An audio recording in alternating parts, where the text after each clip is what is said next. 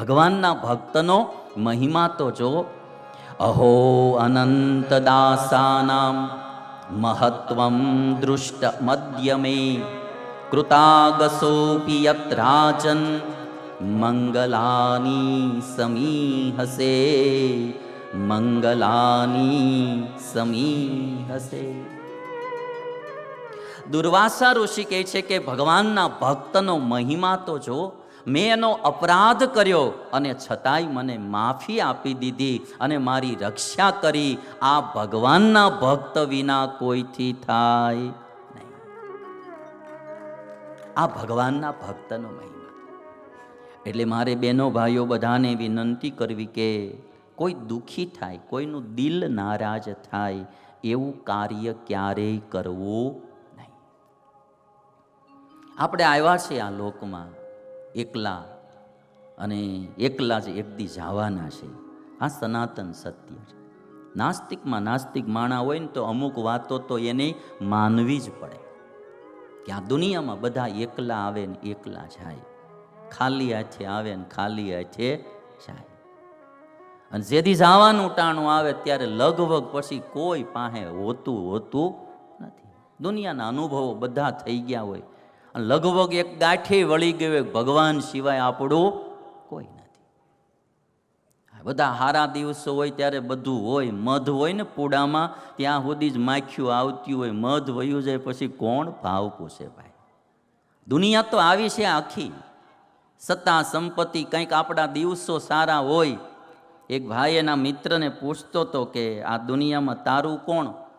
તો કે હારા દી હોય તો બધાય આપણા, મોળા દી હોય તો કોઈ નહીં. ભાઈ એના મિત્રને પૂછ્યું કે આ દુનિયામાં તારું કોણ? તો કે હારા દિવસો હોય તો બધાય આપણા અને મોળા દિવસો હોય તો કોઈ નહીં. એટલે ટેમ્પરરી આપણે આ દુનિયામાં આવ્યા છીએ, કોઈ પરમેનન્ટ નથી. જવાનું એ પાકું છે. તો જાતા પહેલાં જેટલા ભગવાનના સંતો ભક્તો જીવ પ્રાણી માત્ર રાજી થાય એવું કાર્ય કરી લેવું. કોઈ નારાજ થાય એવું ક્યારેય ન કરવું. અને શરૂઆત ઘરેથી કરવી.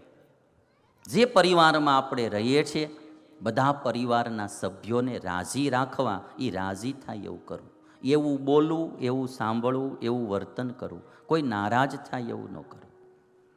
કોઈ બહુ સરસ એક વાત લખી છે કે નહીં ચાહીએ દિલ દુખાના કિસી કા.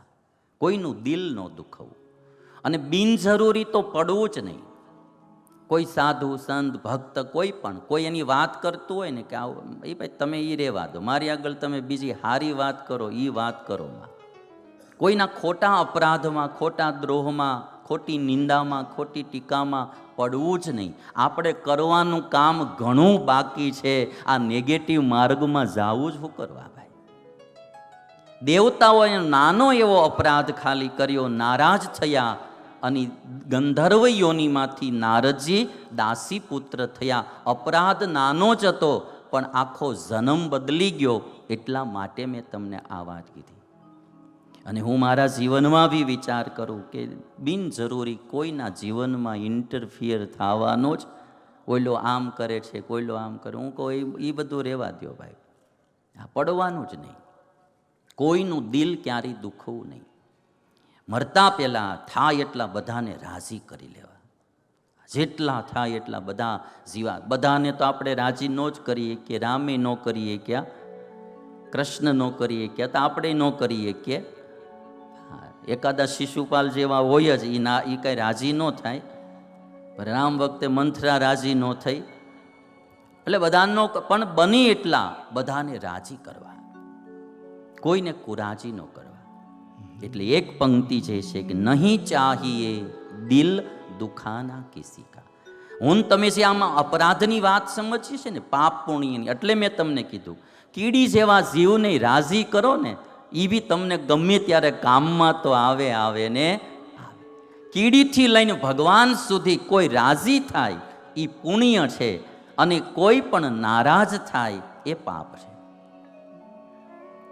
અને એટલા માટે એક જીવનમાં ગાંઠ વાળી દેવી, બને એટલા બધાને રાજી કરવા.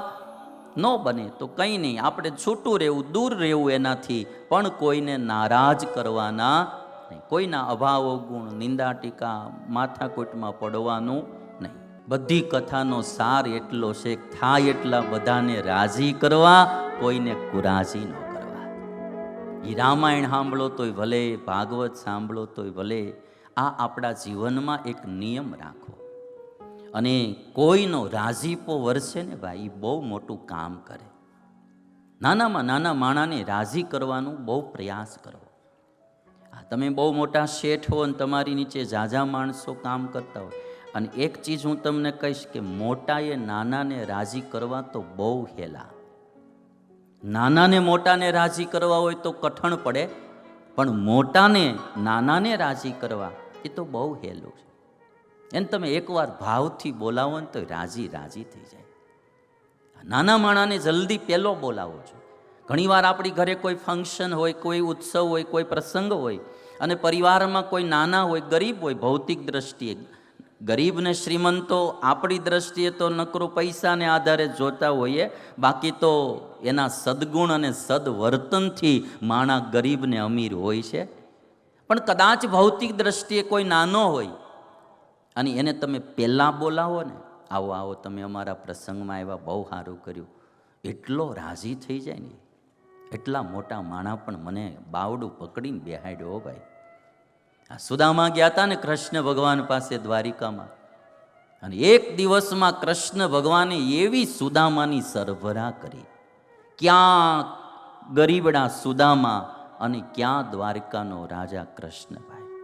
મહેલ જોયો ને તે સુદામાને એમ છે, ઓહો હો, એક ગુરુકુલમાં અમે બે ભણતા હતા, ઈ ક્યાં ને હું ક્યાં, આટલો વ્યત્યાસ પડી ગયો. પણ કૃષ્ણ ભગવાનને ખબર પડી ને, નીચે ઉતરીને સુદામાને બાથમાં ઘાલીને ભેટી પડ્યા, બાવડું પકડીને ઉપર લઈ ગયા મહેલમાં, પોતાના પલંગ ઉપર સુદામાને બેહાડ્યા.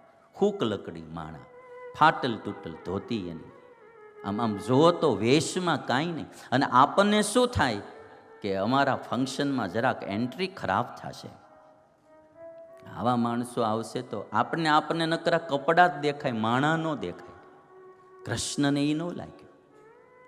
સુદામાને પોતાના મહેલમાં લઈ જઈ પોતાના પલંગ ઉપર બેહાડ્યા અને અષ્ટપટરાણીઓને સેવામાં લગાડી દીધી.